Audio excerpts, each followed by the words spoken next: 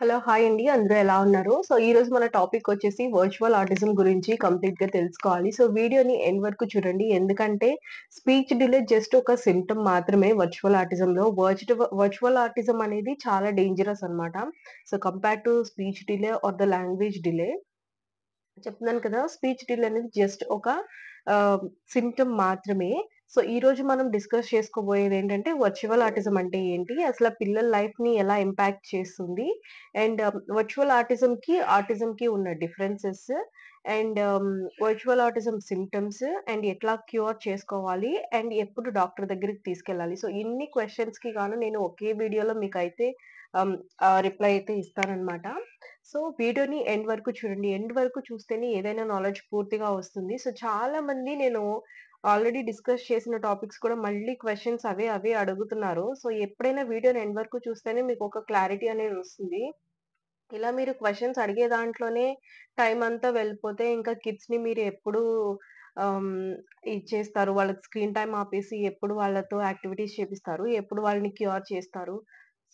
మీలో ఎవరికన్నా బాధగా అనిపించొచ్చు నా మాటలు విని. ఇది చాలా పెద్ద ఇదనమాట.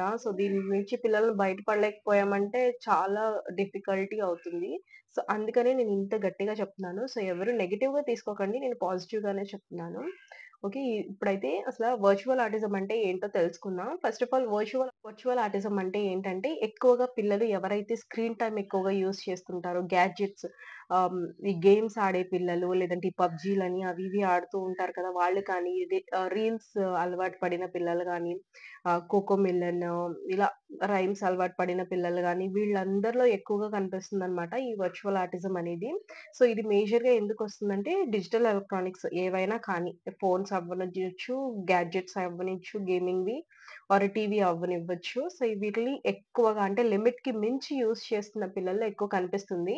అండ్ 2 ఇయర్స్ లోపు మనం ఎక్కువ రైమ్స్ అది పెట్టి ఇస్తుంటాం కదా! అలాంటి పిల్లల్లో కూడా మనం ఇది అబ్జర్వ్ చేయొచ్చు.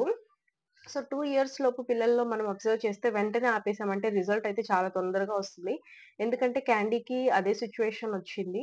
స్పీచ్ డిలే అయింది. నేను వెంటనే అర్థం చేసుకున్నాను కాబట్టి, నేను తనకి ప్రాపర్ గైడెన్స్ ఇచ్చి ఎలాంటి డాక్టర్ కానీ, ఏమి కానీ లేకుండా నేను ఇంట్లోనే తనని క్యూర్ చేశాను. ఇప్పుడు అంటే 2 ఇయర్స్ దాటేటప్పటికి పిల్లలు 2 వర్డ్స్‌ని కలిపి ఒక సెంటెన్స్ లాగా ఫార్మ్ చేయాలి. అండ్ తనిప్పుడు సెంటెన్సెస్ అయితే ఫార్మ్ చేస్తుంది. సో అది నేను క్యూర్ చేయగలిగాను. ఎందుకంటే నేను దాని గురించి ఫస్టే ఐడెంటిఫై చేయగలిగాను కాబట్టి. ఈ వీడియోని మీరు ఎండ్ వరకు చూస్తే నేను చెప్పే సింప్టమ్స్ మీ పిల్లల్లో గాని కనిపిస్తే నేను చెప్పినట్టు చేయండి. వీడియోలో అయితే ఫుల్ ఇన్ఫర్మేషన్ అయితే నేను మీకిస్తాను. ఇప్పుడు మనకి వర్చువల్ ఆటిజం అంటే అర్థమైంది కదా! ఇది పిల్లల మీద ఎలాంటి ఇంపాక్ట్ చూపిస్తుందంటే first of all hyper activeness ఎక్కువైపోతారు. అండ్ ఎవ్వరితోని సోషల్‌గా ఇంటరాక్ట్ అవ్వడానికి వాళ్ళు ఇష్టపడరనమాట. అంటే వాళ్ళు గేమ్స్ ఆడడానికి కానీ, రీల్స్ చూడడానికి కానీ ఎక్కువ దాంట్లోనే ఎక్కువ టైమ్ అంతా స్పెండ్ చేస్తూ ఉంటారు. మనం పిలిచినా పట్టించుకోవటం కానీ, వేరే పిల్లలతో ఆడడానికి కానీ అది కూడా పెద్ద ఇంట్రెస్ట్ అయితే చూపియరు. ఫిజికల్ యాక్టివిటీస్ అంటే ఆడడానికి బయటికి తీసుకెళ్ళినప్పుడు బోర్ కొడుతుందని చెప్పడము, ఇష్టం లేకుండా మూడీగా పెట్టడము ఫేస్ అట్లా చేయడం చేస్తూ ఉంటారు. స్పీచ్ డిలే ఉంటుంది. లాంగ్వేజ్ డిలే కూడా ఉంటుంది. అండ్ మెయిన్‌గా ఏంటంటే, మనం ఈ వర్చువల్ ఆటిజంని అలాగే వదిలేసామనుకోండి. అంటే ఆ గ్యాడ్జెట్స్ అలాగే ఇస్తూ ఉన్నామనుకోండి. వాళ్ళు ఒక ఎంపతి అంటే వేరే వాళ్ళ ప్లేస్‌లో ఉండి వాళ్ళ ఎమోషన్‌ని మనం అర్థం చేసుకోవటం అన్నమాట. ఆ కేపబిలిటీని పోగొట్టుకుంటారు.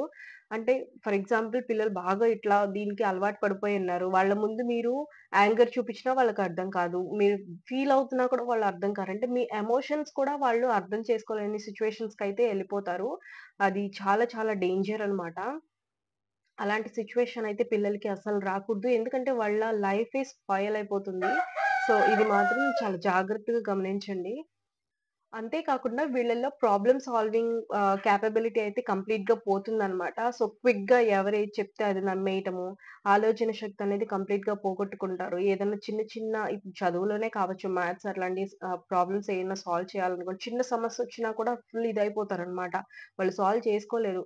మళ్ళీ దాని మీద ఎవరో ఒకళ్ళ కోసం డిపెండ్ అయ్యి మళ్ళీ రాంగ్ వేస్ తీసుకునే ఛాన్సెస్ కూడా ఉంటుంది. కాబట్టి ఇవన్నీ సింప్టమ్స్ అన్నమాట. వర్చువల్ ఆటిజంకి ఉన్న సింప్టమ్స్ ఇవి. ఇప్పుడు నేను మీకు ఆటిజం సింప్టమ్స్ మనకు ఆల్రెడీ తెలుసు కదా! వర్చువల్ ఆటిజంకి అండ్ ఆటిజంకి మెయిన్ డిఫరెన్స్ ఏంటంటే వర్చువల్ ఆటిజం వచ్చేసి ఇదొచ్చేసి ఒక టెంపరరీ ఆటిజం అనమాట. Temporary condition. దీన్ని మనం క్యూర్ చేయగలము. బట్ ఆటిజం అనేదేంటంటే ఆహ్, న్యూరలాజికల్ డెవలప్‌మెంట్ కండిషను. అదొచ్చేసి మనకి పిల్లలు పుట్టినప్పటి నుంచి ఉంటుంది. దాన్ని ఇంకా లైఫ్ లాంగ్ మనమైతే ట్రీట్ చేయలేమనమాట. అంటే బెటర్ చేయగలం కానీ కంప్లీట్‌గా అయితే దాన్ని అవాయిడ్ చేయలేము. సో, అది వచ్చేసి మెయిన్ డిఫరెన్స్ అనమాట వీటన్నిట్లకి. And virtual autism symptoms already చూసాం కదా! సో, మెయిన్‌గా మెయిన్‌గా ఇంకొక ప్యాటర్న్ కూడా చేంజ్ అయిపోతూ ఉంటుంది. వీళ్ళు ఫుడ్ తినటం కానీ, లేదంటే స్లీపింగ్ ప్యాటర్న్స్ ఎక్కువగా అఫెక్ట్ అవుతూ ఉంటాయన్నమాట. సో, లేట్ నైట్స్ మేలుకోవడం కానీ, ఫుడ్ సరిగ్గా తినకపోవడం కానీ, ఫోన్‌లో పడేసి, లేదంటే ఓవర్ ఈటింగ్ చేయటం కానీ, సో, దానివల్ల ఒబేస్ ఒస్తుంది. మళ్ళీ ప్రతీదీ కూడా సమస్యేనండి. కాబట్టి చాలా జాగ్రత్తగా దీన్నైతే క్యూర్ చేసుకోవాలి. సో, ఇవొక 2 అదర్ సింప్టమ్స్ అన్నమాట. మనం డైలీ లైఫ్‌లో చూసుకునేటట్టు. సో, నేనైతే ఇప్పుడు దీన్ని ఎలా క్యూర్ చేయగలము అనేకి కొన్ని టిప్స్ అయితే ఇస్తాను మీకు. సో, మీరు దాన్ని యూజ్ చేసుకోవచ్చు. వీళ్ళకి ఏంటంటే ఒక డే ప్లాన్ అయితే ప్రిపేర్ చేయండి. అంటే మార్నింగ్ ఈ టైంకి మనం ఇది చేయాలి, ఈ టైంకి ఇది చేయాలి. నువ్వు ఇంతసేపే ఫోను చూడొచ్చు అని కొన్ని రూల్స్ అయితే సెట్ చేయండి. అంటే రోజుకి half an hour or 1 hour అంతే అని సెట్ చేయండి. బిలో 2 ఇయర్స్ అయితే అసలు కంప్లీట్‌గా ఇవ్వకండి. అబోవ్ 2 ఇయర్స్ అయితే రోజుకి ఒక హాఫ్ ఎన్ అవర్ కానీ, 1 అవర్ కానీ అంతకన్నా మాక్సిమం ఇవ్వకండి. అది కూడా వాళ్ళు బాగా ఎక్కువ గొడవ చేస్తే కానీ ఇవ్వొద్దు. మాక్సిమం అవాయిడ్ చేయడానికి ట్రై చేయండి. అండ్ పిల్లలకి కనిపించేటట్టు ఏవి కూడా గ్యాడ్జెట్స్ నియర్ బై పెట్టకండి. క్యాండీకి ఓన్లీ స్పీచ్ డిలే ఉన్నప్పుడే మేము ఐడెంటిఫై చేసాం కాబట్టి తన హైపర్ యాక్టివ్‌నెస్ కానీ, లేకపోతే అదర్ సింప్టమ్స్ ఏవి కూడా రాలేదన్నమాట. సో, చాలా త్వరగా క్యూర్ అయిపోయింది. అండ్ 2 ఇయర్స్ లోపలే మేమిది చేసాము. తనేంటంటే తను నిద్ర లేచేటప్పటికి నేను ఫోను యూజ్ చేస్తుంటేనే తను ఫోను అడుగుతది. లేకపోతే తనకసలు ఫోను గురించి గుర్తుండదనమాట. సో, బాగా ఎప్పుడన్నా గుర్తొచ్చి, బాగా ఏడ్చి, గొడవ చేస్తే అట్లాంటి సిట్యుయేషన్ రాలేదు. ఇన్‌కేస్ ఎప్పుడన్నా వచ్చినా కూడా ఒక 10 మినిట్స్, 15 మినిట్స్ కన్నా కూడా నేనసల ఇచ్చేదాన్ని కాదు. అండ్ ఎక్కువ ఏంటంటే యాక్టివిటీస్ అవి చేపిచ్చేదాన్ని. సో, నేనైతే ప్లే లిస్ట్ ఇక్కడ లింక్ చేస్తాను చూడండి. ఆ ప్లే లిస్ట్‌లో నేనన్ని యాక్టివిటీస్ చేపిచ్చాను. అండ్ నా వీడియోస్ అన్నీ ఒకసారి గో త్రూ అవ్వండి. సో దట్ మీకొక క్లియర్ ఐడియా అయితే వస్తుంది. సో, నేను క్యాండీని ఎలా క్యూర్ చేయగలిగాను అనేదైతే నేను వీడియోస్‌లో ఉన్నాయి. ఆ ప్లే లిస్ట్‌లో చాలా వరకు యాడ్ చేసేసాను. మీరు అందులో చూసుకుంటే మీకు తెలుస్తుంది. అండ్ రాబోయే వీడియోస్‌లో కూడా క్యాండీ ఇంప్రూవ్‌మెంట్ వీడియో అయితే నేనొకటి చేయాలని అనుకుంటున్నాను. ఎందుకు చేయలేకపోతున్నానంటే తను కెమెరా చూడంగాల్నే కొంచెం అలర్ట్ అయిపోతుందనమాట. తను చెప్పడం లేదు. అందువల్ల నేను క్యాప్చర్ చేయలేకపోతున్నాను. సో, తనకు తెలియకుండా కొన్ని కొన్ని క్యాప్చర్ చేయాలి అని అనుకుంటున్నాను. సో, ట్రై చేస్తాను. సో, అది ఒకటి దాని వల్లే నేను తన వీడియో అయితే ఎయలేకపోతున్నాను.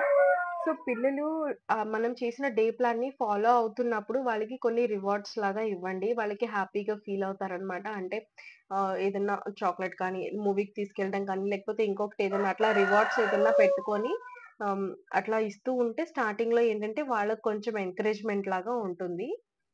ఈవెన్ పిల్లలు ఇంటికొచ్చాక అంటే స్కూల్ నుంచి ఇంటికొచ్చాక హోంవర్క్ చేస్తున్నప్పుడు ఇంట్లో వాళ్ళు ఎవరు కూడా ఫోన్స్ వాడటం కానీ, టీవీ పెట్టడం కానీ, అంటే మీరు సీరియల్స్ చూస్తా ఉంటే వాళ్ళని హోంవర్క్ చేయటం అలాంటివేమీ ఎంకరేజ్ చేయకండి. ఎందుకంటే వాళ్ళు చేయలేరు. వాళ్ళు చాలా ఈజీగా డిస్ట్రాక్ట్ అయిపోతారనమాట. సో, అందువల్ల అట్లాంటివి చేయకుండా మీరు కూడా అసల ఆ ఎన్విరాన్మెంట్ అంతా కూడా సైలెంట్‌గాను వాళ్ళ కాన్సంట్రేషన్ మొత్తం కూడా హోంవర్క్ మీదే ఉండేటట్టు ఎంకరేజ్ చేయండి. అండ్ ముందే చెప్పినట్టు స్క్రీన్ టైమ్ అయితే కంప్లీట్‌గా ఆపేసేయండి.